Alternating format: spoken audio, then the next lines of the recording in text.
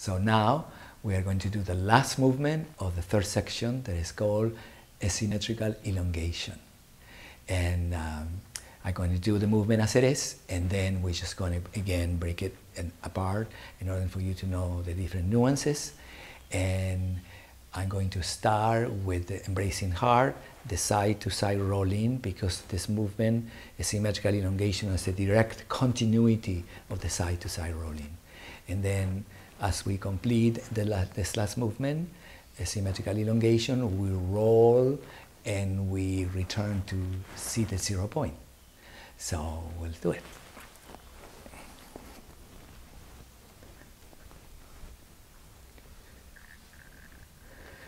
We're going to get closer to the placement. We're going to go crisscross very gently to start when we completed crown heart. Remember crown heart, descending to neutral, actually foundation. And we go 5, 6, 7, 8, 1, 2, 3, 4, 1, 2, 3, 4, embracing heart. 2, 3, 4, 1, 2, 3, 4, half of the spiral. 2, 3, 4, 1, 2, 3, 4, 1, 2, 3, 4, 1, 2, 3, 4, 1, 2, 3, 4, 1, 2, 3, 4, 1, 2, 3, 4, 1, 2, 3, 4, 1, 2, 3, 4. Half of the movement to return to center and asymmetrical elongation. 3, 4, 1, 2, 3, 4, 1, 2, 3, 4, 1, 2, 3, 4, 1, 2, 3, 4, 1, 2, 3, 4, 1, 2, 3, 4, 1, 2, 3, 4.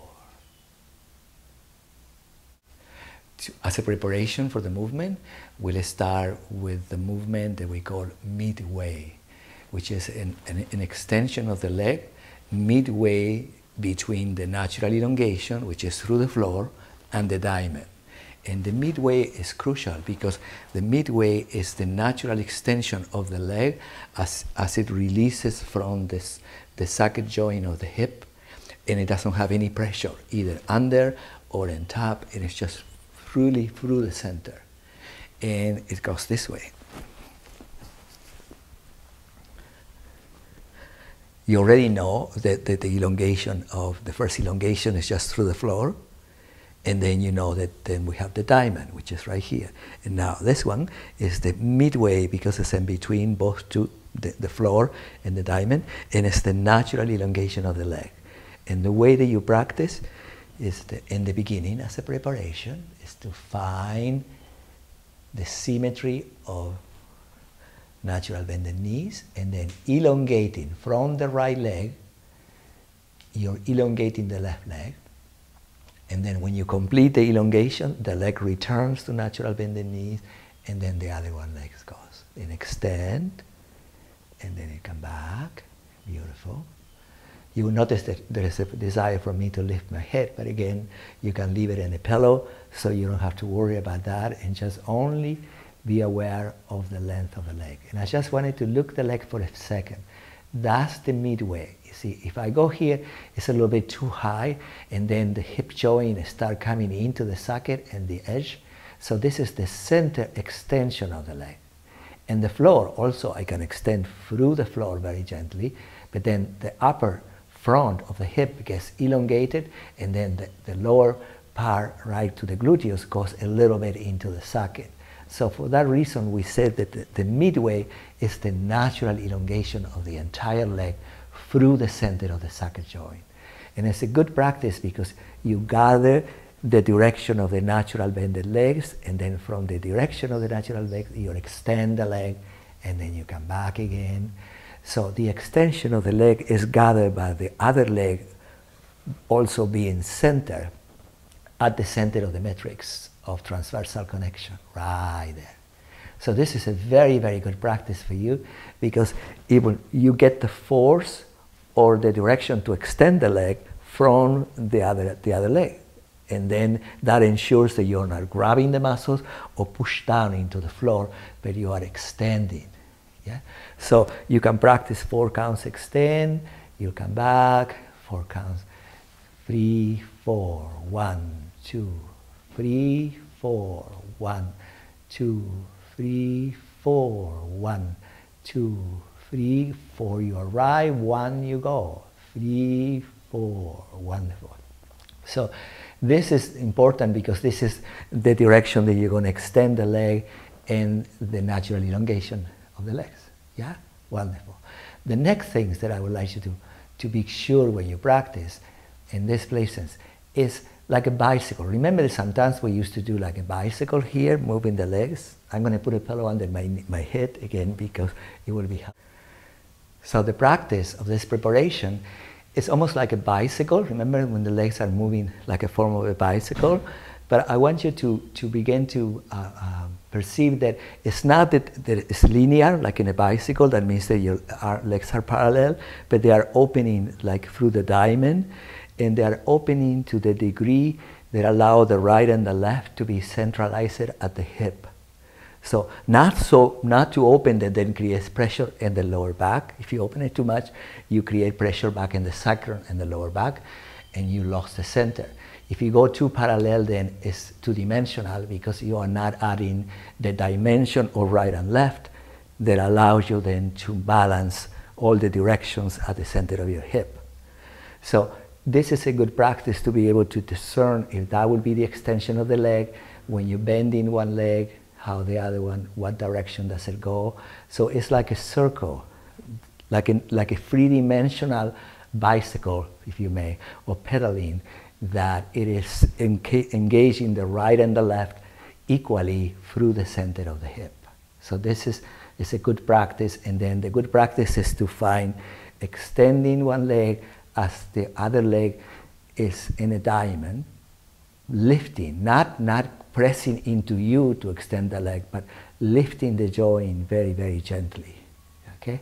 So let's clarify that for a few seconds. What I mean by that.